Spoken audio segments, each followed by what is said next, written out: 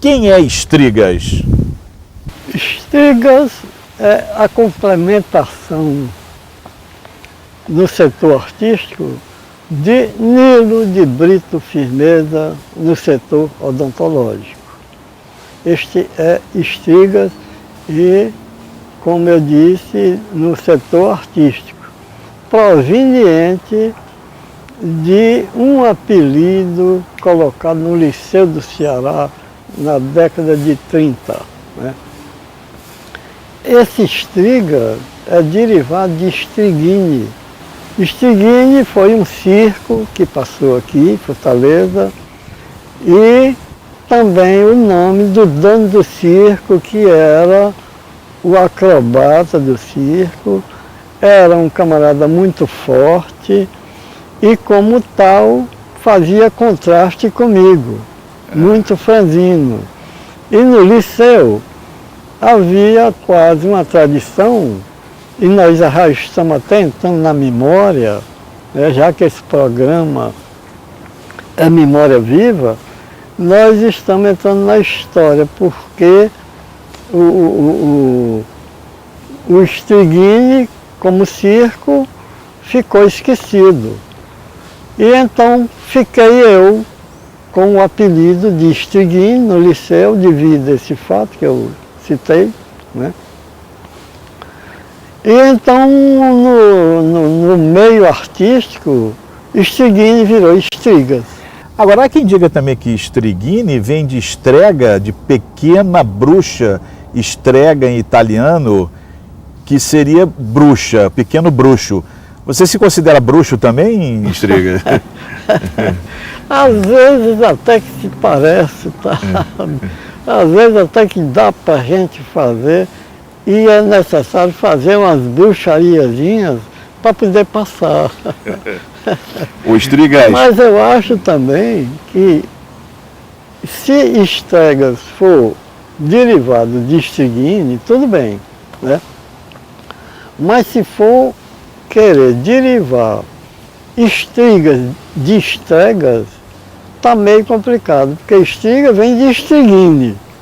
Agora, se Strigini vier de Estregas, a bruxaria se confirma, né? Ô Estrigas, e como é que um dentista acaba se tornando um dos mais importantes pintores brasileiros? Quando a gente nasce, parece que já vem com um fator hereditário, um fator de hereditariedade não do pai, mas de avô, bisavô, e os ascendentes por aí. Sempre tem um ponto em que dá origem à revelação daquele fator arte. Né? E isso eu acho que influiu, além do que a minha família, meu pai era professor, tinha uma boa biblioteca, eu tinha um irmão aluno da Escola Nacional de Belas Artes, foi colega do Portinari, e eu me lembro desse meu irmão pegando na minha mão e desenhando um perfil. Então aí me parece que foi o primeiro germe artístico vindo fora do setor hereditário, fora do fator hereditário. Né? Então eu acho que daí surgiu mais essa tendência, que foi agravada com o conhecimento dos artistas do Brasil, através de revistas, né, de órgãos de publicação, de comunicação, né, foi agravado com a visão desse pessoal que me tocou muito, e eu passei a querer repetir aquelas coisas que eu via, e aí então a coisa pegou. Mas ainda voltando à sua época de infância, de acordo com o senhor, na década de 30, só havia 3 formas de diversão no Ceará: ir ao cinema, ir à quermesse e namorar. Em qual das 3 o senhor investia mais naquela época? Eu investia mais, era em ir ao cinema. É porque namorar é meio complicado. E qual era a outra? Era namorar. Ir à quermesse? A quermesse era periódica, né? Quermesse era no mês de junho. Né? Então o resto do ano todinho dava mais para a gente ir ao cinema, que era diário. Né? Agora, o senhor se formou em odontologia e só começou a pintar muito mais tarde, quando passou a frequentar determinados círculos de amizade. Quem eram esses amigos e onde é que vocês se reuniam naquela época? Aqui em Fortaleza, como Fortaleza era muito pequenininha, né, quase todo mundo conhecia todo mundo. Se não era amigo, se não conhecia pessoalmente, mas conhecia pelo menos de vista.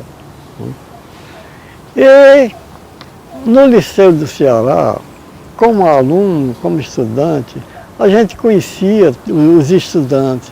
Tinha aqueles estudantes que eram mais desenvolvidos intelectualmente, mais já definidos numa carreira.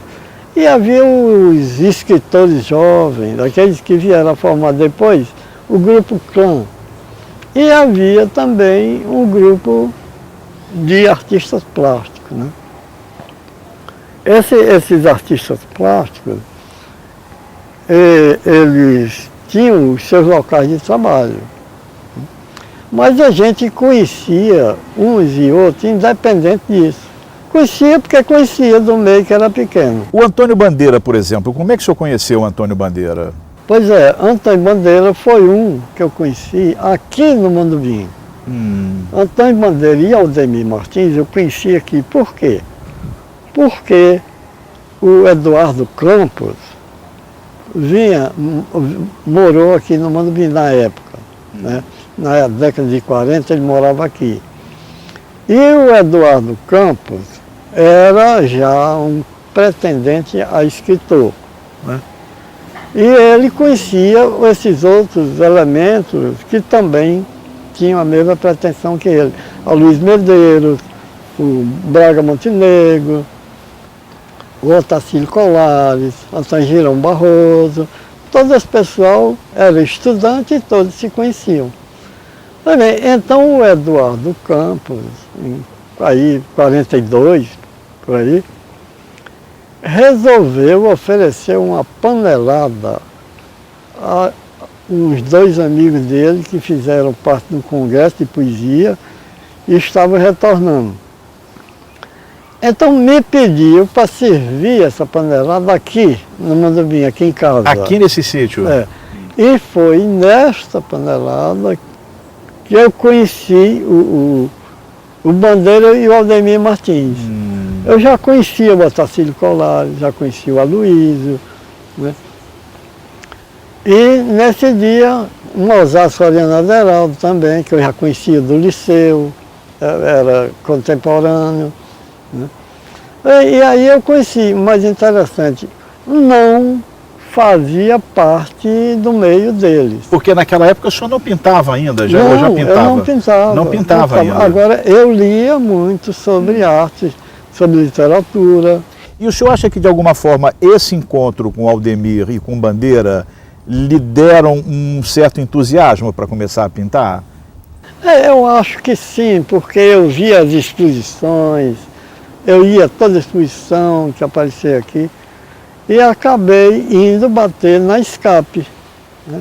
Não sei como, mas fui à Escape. Eu me lembro que eu estava na Escape um dia e vendo o julgamento dos trabalhos para o Salão de Abril. Ainda não era da Escape.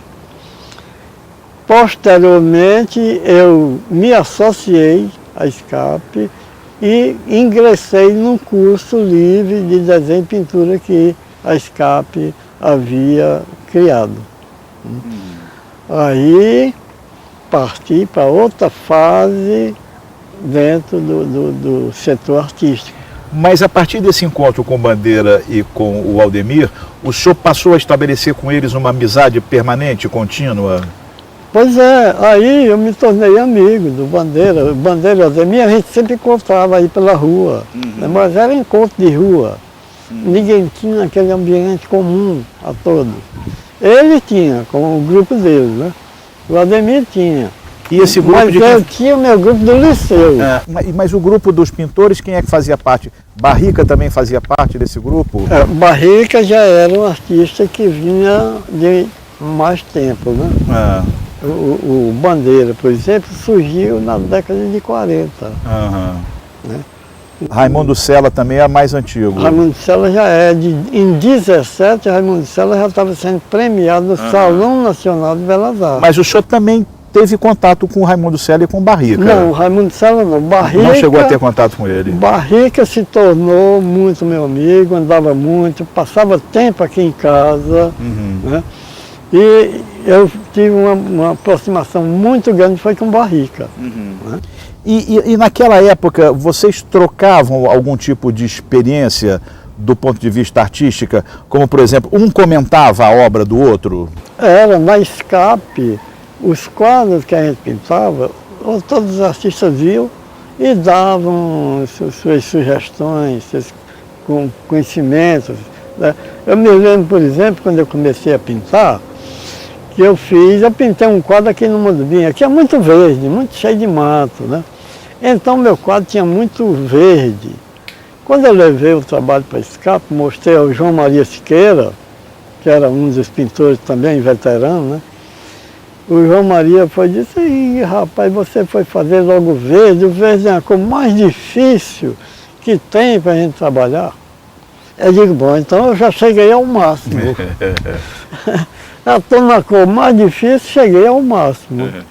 Mas você não acha que, pelo fato de você não ter saído do Brasil e que naquela época não havia, por exemplo, fontes de informação como existem hoje, a internet, por exemplo, isso de certa forma pode ter comprometido o seu acesso a determinadas obras e determinados trabalhos que se fazia naquela época? Naturalmente que eu perdi a oportunidade de ver, de aprender mais, de ver e de me situar dentro de um meio maior, cheio de maiores possibilidades. Isso na certeza que aconteceu, né? E eu tinha condição para isso, para chegar lá. Eu tinha um irmão morando em São Paulo, esse que foi aluno da Escola de Belas Artes, ele morava em São Paulo, que eu podia ter ido para lá e ter me fixado por lá, né? Tinha outro irmão no Rio, mas era um meio grande que me afugentava.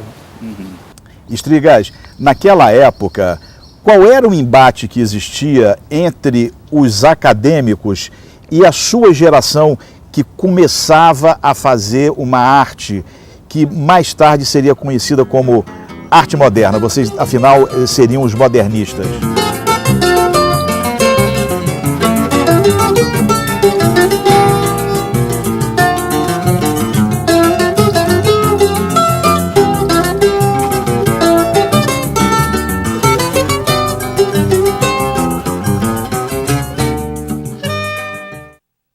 Estrigas, naquela época, qual era o embate que existia entre os acadêmicos e a sua geração que começava a fazer uma arte que mais tarde seria conhecida como arte moderna? Vocês, afinal, seriam os modernistas. Não houve choque, vamos dizer, quanto à escola estética, né? Não houve choque entre os que faziam o chamado academismo, né?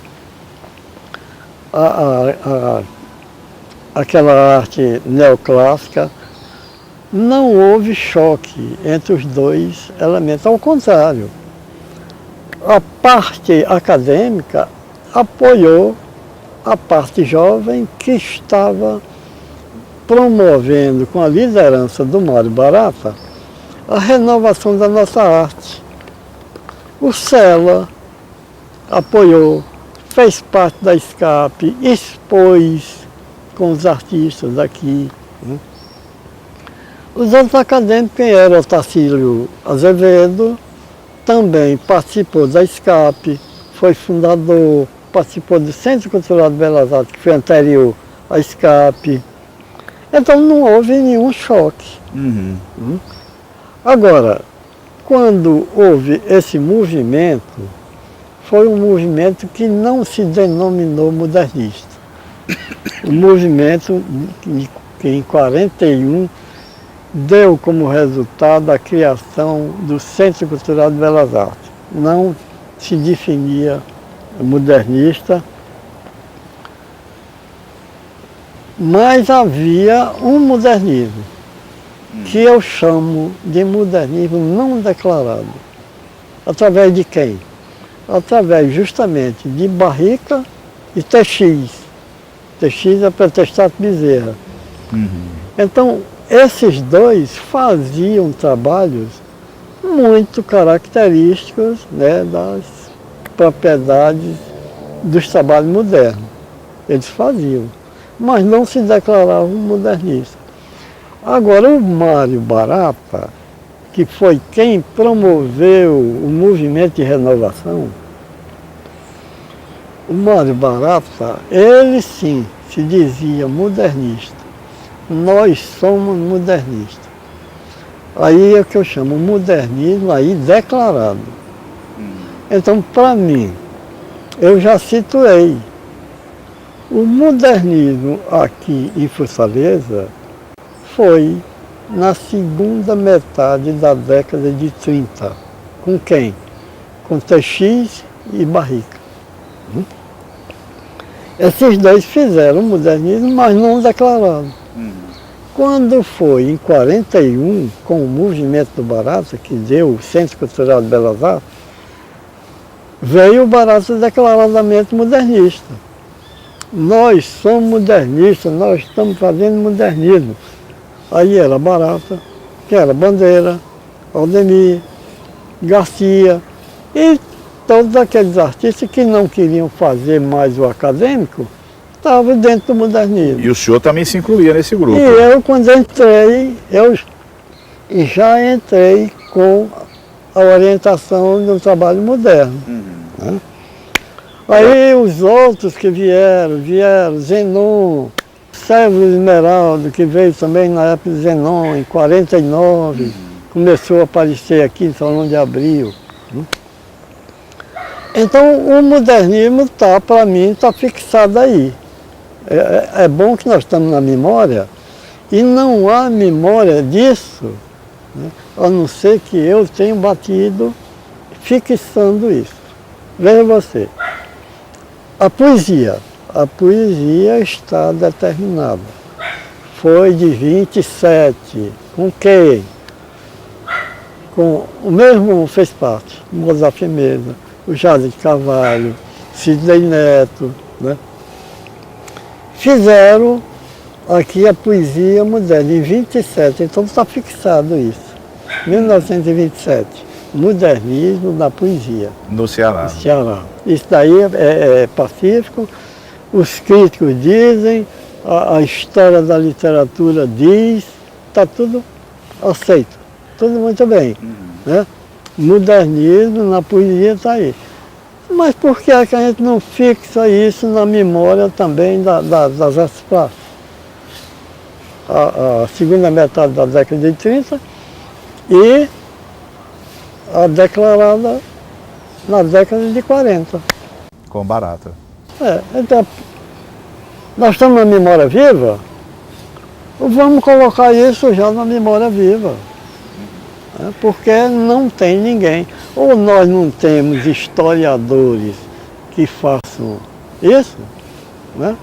Ou nós não temos um crítico também que confirme essa história, porque a crítica aqui é mais em torno da literatura, né? Em torno da arte não tem um crítico determinado. Houve a crítica através de quem?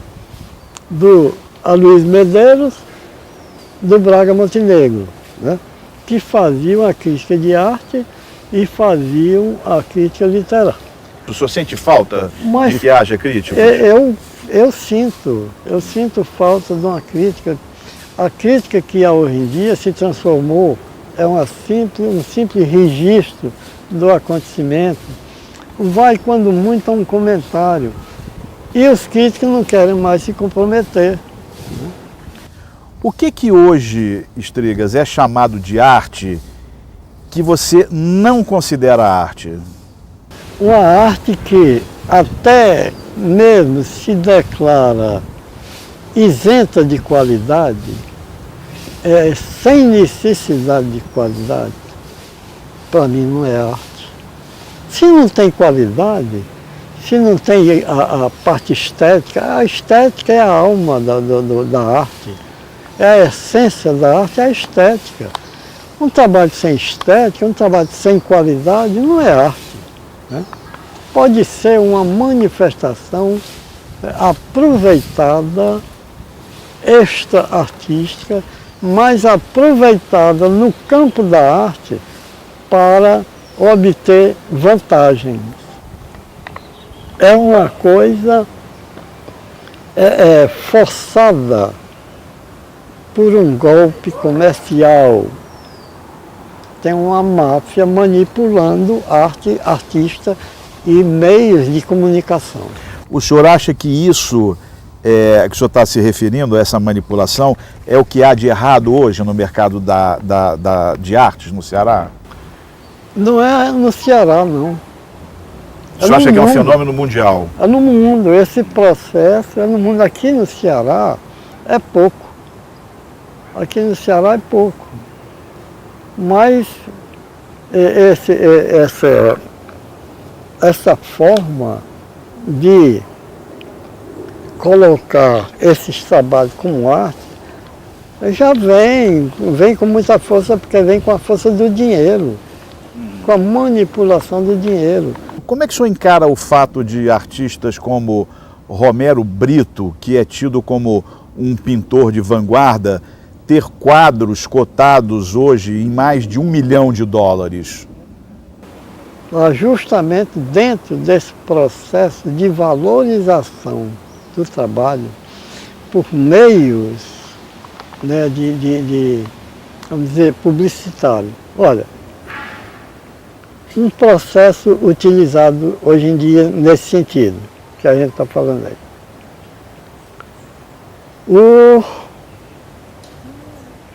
O pintor é escolhido por um grupo que já é formado, que ninguém sabe bem quem é, se é o Pedro, se é o Antônio, se é o Raimundo, né? Mas tem um grupo que tem uma empresa. Dentro dessa empresa, ele tem um setor que negocia com arte. Ele já tem preparado o aparelhamento para trabalhar com arte. Aí o que é que ele faz? Ele começa a criar a imagem de um pintor e começa a guardar os trabalhos desse pintor. Eles usam a publicidade, eles têm dentro da empresa, tem galeria, tem crítica de arte, tem revista, tem publicações, tem canal de televisão, tem rádio, tem jornal, tem todos esses meios que formam a imagem de qualquer pessoa. E utiliza esses meios para formar a imagem. Aí o que é que acontece? Chega um determinado tempo, eles têm uma quantidade suficiente de quadros daquele pintor escolhido para fazer a exposição. Faz a exposição. Quem é que vai comprar? São eles mesmos. Eles mesmos compram os trabalhos. Chega um, compra e compra bem caro, né? Um trabalho bem caro que é para ir logo valorizando. Compra bem caro. Aí, mais adiante, vende para outro da mesma gangue, né? Compra mais caro. E isso vai passando de um, até pegar um besta de fora que compra e aí, se for o caso, para, ou então continua com o sujeito, né? Valorizando. Esses que continuam se valorizando é porque continuam nas graças da gangue, né? Da máfia. Quer dizer, o que o senhor está dizendo então, que o preço de uma obra de arte hoje depende muito mais de marchands habilidosos do que propriamente da qualidade da obra. Não é coisa só do marchand, não, é uma coisa de uma estrutura maior. De um grupo maior, que tem todo esse aparelhamento que eu falei, né? É todo preparado para valorizar o artista e o trabalho dele artificialmente. E daí haver esses pintores, esses artistas que não são grande coisa, mas tem essa imagem extrapolando o normal e o preço lá em cima. É isso. É isso que o livro Grande Feira mostra. O livro do Luciano Trigo. Luciano Trigo. O senhor, Estrigas, já reclamou uma vez, reclamou da imprensa, dizendo que a imprensa não costuma publicar as suas declarações quando o senhor dá declarações que o senhor chama de chumbo grosso. Em quem o senhor quer mandar chumbo grosso agora?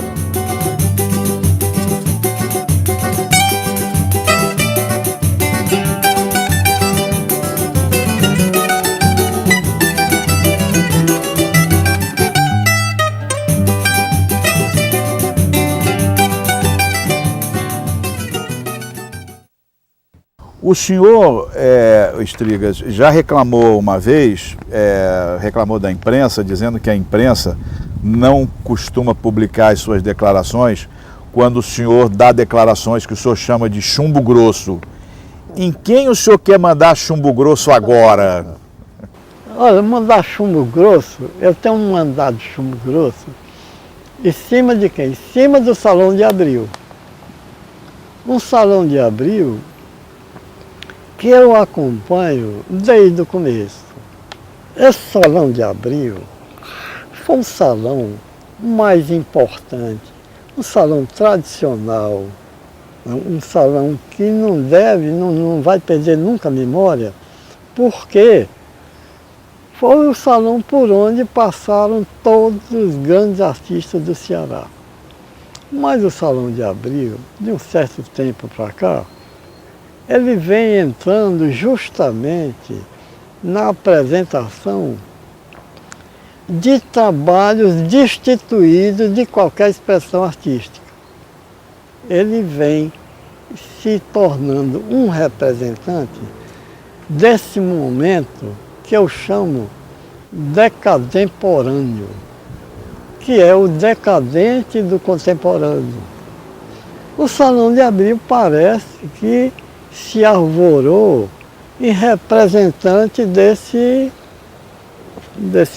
segmento decadente do contemporâneo, né? E eu já bati muito em cima disso. Eu participei do Salão de Abril em todas as modalidades. O senhor acha que o Salão de Abril hoje é um jogo de cartas marcadas? Totalmente. Carta marcada. Por quê? Primeiro, o edital, que antigamente se chamava regulamento, diz uma coisa e quando o artista vai lá, encontra outra. Como? O seguinte, o regulamento dá a possibilidade do artista entrar. Bom, então ele se inscreve, mas o que acontece?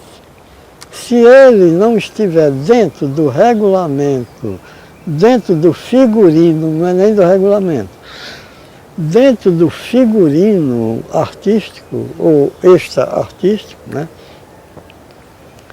Quando chega lá, tem uma comissão de seleção e julgamento que já é adredemente contratada porque já sabe que aqueles elementos são radicalmente voltados para o decadente, né? Então, quando ele chega lá com o trabalho dele, pode ser um trabalho muito bom, mas se não tiver no figurino dessa comissão, ele não passa. E outra coisa, o Salão de Abril dispõe, vamos dizer, de 30 mil reais para despesa com o salão. Aí o que é que eles fazem? Convidam 30 pessoas dão a cada uma R$ 1.000. E só entra esses 30. Porque não tem mais dinheiro. Só tem 30 mil, é 1.000 para cada um, só entra 30.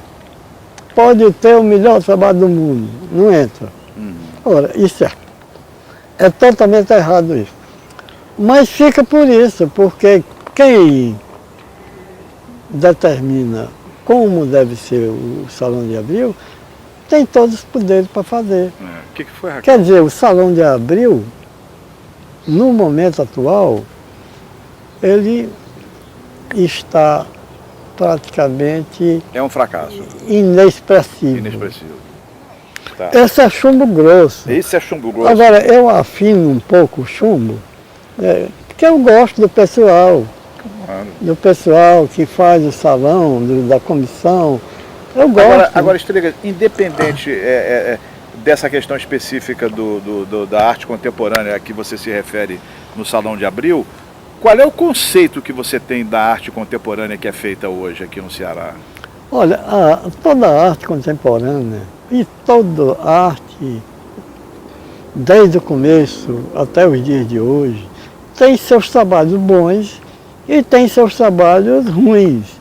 Tem seu momento decadente e tem o seu momento de ascendência, né? O que eu vejo é que a escolha por esse tipo de coisa que se faz hoje, que se mostra, que se apresenta, né, que não tem nenhuma expressão artística, é totalmente equivocado. Mas isso porque você acha que tem muita gente fazendo arte sem ser artista? Tem muita gente fazendo arte sem ser artista e tem muita gente fazendo arte que não é arte, né? É um desarte, ou um desastre. Então tem muita gente aproveitando essa facilidade de pegar qualquer coisa e apresentar e aparecer num salão. Então ela está aproveitando isso, ganha status, participa de um salão, ganha prêmio, ganha dinheiro, né, com essa coisa. E isso não vai ficar. Se isso fica na memória, vai ficar na parte negativa da memória. Agora, há algum tempo atrás, Estrigas, você também criticou a forma como o governo, o Estado, escolhe determinados artistas para executar obras públicas. Você fez uma crítica muito violenta com relação, por exemplo, à escultura da estátua de Iracema. Você acha que a estátua de Iracema é uma obra de mau gosto? Eu sempre condenei aquela Iracema, aquele monumento feito pelo Corbiniano, lá no Mucuripe, né? Principalmente como monumento, porque só a figura da Índia, não, a figura da Índia, ela é uma estilização, né? Mas se você pega o conjunto como monumento, é muito irregular, é muito sem estética, não funciona como monumento, né? Você faria críticas em relação a outras obras de arte espalhadas pela cidade também, Estrigas? Não vejo. Você acha que nossa cidade tá mal servida de obras de arte? Os trabalhos melhores de hoje em dia, de obras públicas, sabe qual é? Essa obra dos grafiteiros, nos muros de Fortaleza. Ali, perto do PV, do Presidente Vargas, do estádio, tem um muro onde existem muitos trabalhos bons. Ali nos fundos do museu da universidade, que depois eu soube que era feito por pintores ligados ao museu, fizeram uma vez uma homenagem ao Bandeira, que foi uma beleza, e fazem sempre. Esses trabalhos atualmente são os trabalhos que se destacam aqui, né? São os trabalhos que se destacam. Voltando a essa questão do Estado, Você uma vez disse que nossas autoridades são tão ignorantes em matéria de arte que não sabem nem de que lado que devem observar uma obra de arte. Você ainda tem a mesma opinião sobre nossas autoridades na área de cultura? Não, na área de cultura, atualmente, por exemplo, já com o Alto, lá na Secretaria de Cultura, o Alto, para mim, e que eu conheço há muito tempo, né? Não é porque eu o conheço, seja amigo dele, não, é que desde muito tempo que eu conheço o valor do Alto. Então o Alto, ele tinha todas as condições de cultura para fazer um bom trabalho dentro da Secretaria. O Pinheiro também, eu vejo o interesse do Pinheiro, ele frequenta, ele vai aos locais, porque a única autoridade aqui de arte, de cultura, que eu vi, e as exposições, independente de receber convite, foi a Violeta Reis. Violeta Reis, ela ia a qualquer local que tivesse uma exposição, lançamento de livro, qualquer manifestação cultural, ela ia independente de ser convidada. O Pinheiro está comparecendo, eu sempre vejo aí por essas exposições. O Alto eu conheci, sei do trabalho dele, né? Então essas autoridades atuais estão mais se aproximando. Porque, veja você, antigamente, fazendo um confronto com o antigamente e o hoje, antigamente uma exposição tinha na abertura a presença do governador, presença do prefeito, comandante da região, comandante de batalhão, de quartel, secretário de Estado, até representante do arcebispado ia. Tinha banda de música, para tocar uma musicazinha. Então, hoje em dia, o que é que você vê? Não vai. Chumbo grosso. Se o museu da universidade faz uma exposição, qualquer coisa lá, não vai ninguém da Unifor, não vai ninguém da UES, não vai ninguém de outro setor, né?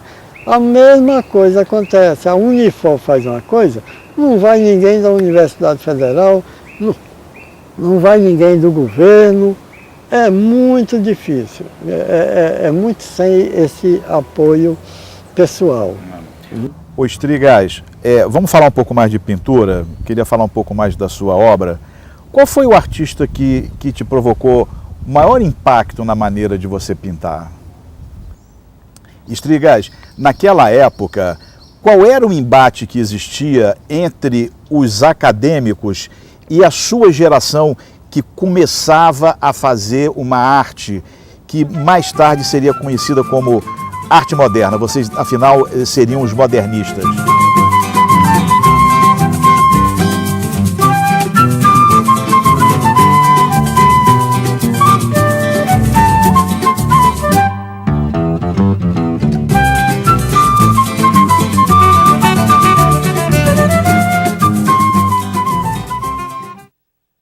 Ô Strigas, vamos falar um pouco mais de pintura, queria falar um pouco mais da sua obra.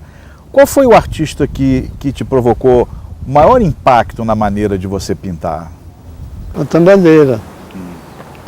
Em 1951, ele voltando pela primeira vez da França, né, para onde havia ido desde 1945, ele fez uma exposição lá no IBEU. Então, os trabalhos dele nessa época já eram uns trabalhos muito voltados para o abstrato. Ainda não era um abstrato, era um semi-abstrato. Mas era um trabalho que estava dentro do trabalho, você percebia um universo de cor, né?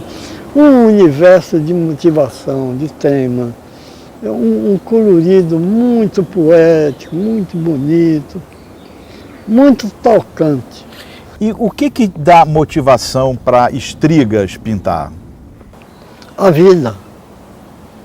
a vida como um todo, e como um todo e nos seus detalhes. E eu sempre gosto também de fazer nos meus trabalhos uma parte de sensibilidade, uma parte de intuição, uma parte de deformação do objeto, né? Essa deformação tira a parte acadêmica. Por quê? Porque eu faço uma figura, essa figura não é o Antônio, não é o Pedro, não é o João, é uma figura humana. Né? Eu posso fazer uma figura qualquer que não seja nem gente, nem bicho, uma forma qualquer, mas uma forma que tenha qualidades artísticas. Né? E a pessoa possa imaginar o que queira a partir daquilo que vê. Isso é bom, porque a pessoa recria esse trabalho. O que vale para um já pode valer diferente para outro, e para outro, e para outro, e fazer uma associação, né, de sugestões ali a partir daquele trabalho. Você tem alguma preocupação de refletir alguma coisa nos seus quadros? Você tem, por exemplo, alguma preocupação transcendental em algum tipo de mensagem? Eu já fiz muita coisa no transcorrer desse tempo voltado para a arte, procurando atingir objetivos determinados. Por exemplo, objetivo de protesto. Quando houve a ditadura, o que é que eu fiz? As minhas figuras não tinham boca. Era um protesto porque ninguém podia falar. E alguma vez, Estrigas, você se preocupou em criar uma identidade pessoal? Alguma coisa que fizesse que a sua obra fosse imediatamente reconhecida como sendo uma obra sua? Não, eu não me preocupei em fazer isso, mas eu passei a fazer a coisa mais do ponto de vista sensitivo do que do ponto de vista racional. Deixei a intuição me conduzir mais do que o conhecimento. Então não fiz nada premeditado. Eu chego atualmente quase sempre frente a uma tela limpa, sem nada pré-concebido. E parto dali, vou fazendo, vou desenvolvendo, vou associando uma coisa com a outra, né? Até que no fim o raciocínio pega só para então coordenar o conjunto. Estrigas, como é que você se relaciona com os quadros que você já pintou? Quando você revê esses quadros, você tem a mesma sensação do momento em que os estava pintando? Não, às vezes até me surpreende. Às vezes eu nem reconheço o quadro, né? Mas às vezes eu acho até bom o quadro. Eu digo, esse quadro está até bom. E o quadro que eu faço no momento que eu não gosto, eu elimino. Você destrói os quadros? Destruo. O quadro que eu não aprovo, eu destruo. Não tem dúvida. Às vezes a intuição me engana, né? E o quadro não se completa, contento, e eu elimino. Não, a intuição me falhou. Aí eu elimino. Você tem ideia de quantos quadros você já pintou até hoje ao longo da sua vida? Não, porque, olha, eu fui sempre um pintor, um adepto. Antes eu me considerava um espectador da arte. Nunca pensei em ser escritor. Aí acabei escrevendo um livro. Acabei pintando, acabei escrevendo e nunca pensei em ser coisa nenhuma. Ô Estrigas, o Ceará já teve uma escola de artes plásticas que chegou a ser comparada com a Escola Nacional de Belas Artes do Rio de Janeiro, uma das mais importantes escolas de arte do mundo, talvez. Quando a SCAP fechou, Qual foi o impacto que isso teve para o Ceará? Aconteceu o seguinte, aqui em Fortaleza nunca teve uma escola de belas artes, né? A SCAP criou, em 49, um curso livre de desenho e pintura, do qual eu participei, e foi um curso onde eu aprendi toda a parte técnica da arte, porque anteriormente eu sabia literatura, a história da arte, isso eu lia muito, crítica, né? Mas não tinha conhecimento técnico. Então, com o curso de desenho e pintura, eu passei a ter conhecimento disso. Aí, quando foi em 53, eu, presidente da SCAP, pensei na Escola de Belas Artes. Nós tínhamos, lá na SCAP, nós tínhamos um escultor chamado Ono Torres, que tinha feito o curso na Escola Nacional de Belas Artes. E ele sabia muito do programa da escola. E, aliado com outros professores, nós já tínhamos aí, como professor, já tínhamos o Eduardo Benavides, já tínhamos o Clímaco Bezerra, o Braga, o Eduardo Campos, a Luiz, todo esse pessoal do Grupo Clã, né? Aí eles viram a possibilidade de se fazer essa escola com o intuito de, mais adiante, ser aproveitado pela universidade, né? E então nós fundamos a Escola de Belas Artes da SCAP, com o programa da Escola Nacional de Belas Artes, que o Ono Torres forneceu, né, para compor o programa daqui. Trigás, o Di Cavalcanti dizia que detestava conviver com pintores porque, segundo ele, pintores são pessoas muito egocêntricas. Você concorda com a opinião de Di Cavalcanti? Os pintores são pessoas insuportavelmente egocêntricas? E não são só egocêntricas, não, é muito mais. Esses pintores, por exemplo, os pintores daqui, olha, há muito tempo que eu ouço esses pintores reclamarem.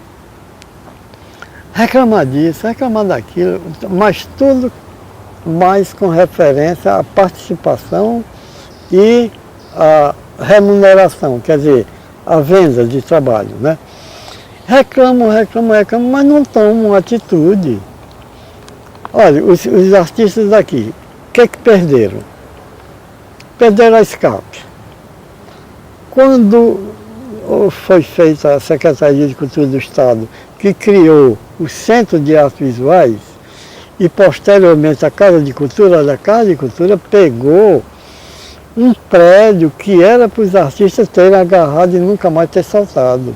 Pegou o prédio que foi o Palácio da Luz. O que aconteceu? O Palácio da Luz servia de sede para a Casa de Cultura durante algum tempo, mas aí alguns diretores começaram a fracassar. E o último diretor, que foi o nosso amigo Chumbo Grosso, em cima que eu já falei, ele até ficou mal comigo, porque eu falei, mas é um fato histórico. Então, eu posso deixar de citar um fato histórico se eu estou fazendo história? Foi o nosso amigo Guedes. O nosso amigo Guedes se descuidou totalmente da Casa de Cultura a ponto de ninguém mais ir à Casa de Cultura. Não fazia exposição, não fazia nenhum movimento. E os artistas não iam lá. Era vazia, né? Aí o resultado, a Violeta Reis, que era secretária de Cultura, viu o desinteresse dos artistas, que os artistas não reclamavam nada, não falavam, não faziam protesto, não pediam a mudança do diretor, né?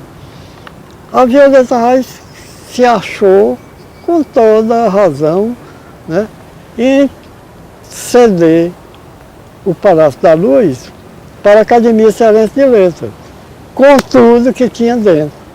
Segundo me disse o Arthur Eduardo Benavides, a doação tinha sido com tudo que tinha dentro.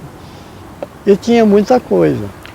Chegar aos 92 anos, Estriga, significa ter alguma limitação para continuar pintando? Olha, tem que ter servido muito, porque eu estou vendo que eu não tenho mais, quando terminar eu não faço mais nada, então aproveitar para fazer. Então tenho aproveitado à noite, né? Que é quando eu pinto mais pinto aquarela. À noite eu só pinto aquarela porque o óleo só de dia. O óleo tem um cheiro muito ativo e à noite é mais fechado, né? Não dá para a gente pintar óleo.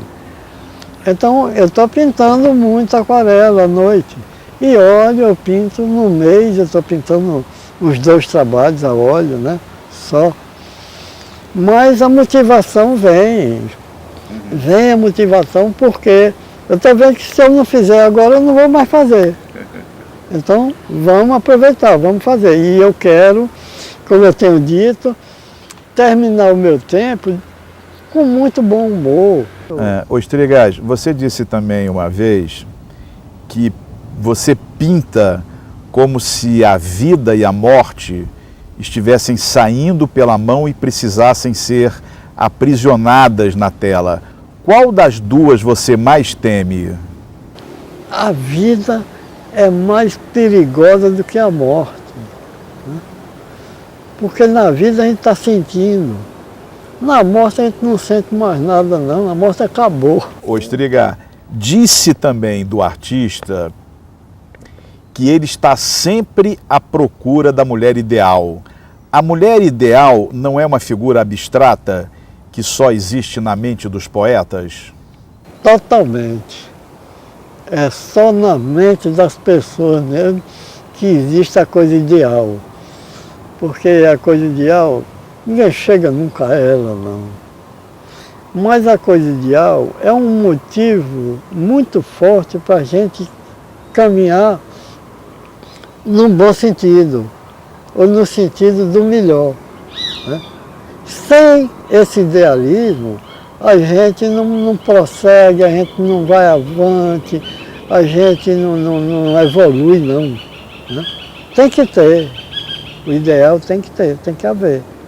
Agora a gente nunca vai chegar lá, não. E como não chega, aí é que tem a possibilidade de a gente estar sempre avançando, né? E isso é bom, é necessário. Estrigas, muito obrigado. Nada, qualquer coisa estamos aqui.